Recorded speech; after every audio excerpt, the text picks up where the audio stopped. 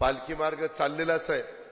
आता बाह्य वळण तेही आता मला येताना दाखवलं, कारण माझ्या शहरातली रहदारी कमी व्हावी, प्रदूषण कमी व्हावं। ज्यांना फलटणमध्ये काम नाही त्यांनी बाहेरच्या बाहेर तिकडे पंढरपूरला त्यांना जाता आलं पाहिजे। असे रिंग रोड हे आपण अनेक शहरामध्ये करतोय, तसं फलटण करता देखील करतोय। फलटण पंढरपूर नवीन ब्रॉडगेज रेल्वे मार्गाला देखील आपण गती देतोय आणि महारेल 1842 कोटी रुपये खर्चाचा प्रकल्प अहवाल हा आता तयार झालेला आहे। यात राज्य सरकारचा हिस्सा निम्मा राहणार, म्हणजे 921 कोटी रुपये हा निधी राज्य सरकार पण काम सुरू झाल्यानंतर टप्प्याटप्प्याने उपलब्ध करून देण्यात येणार आहे।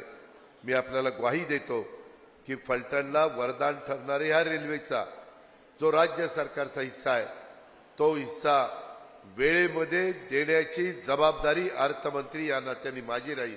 त्याबद्दल आपण काळजी करू नका।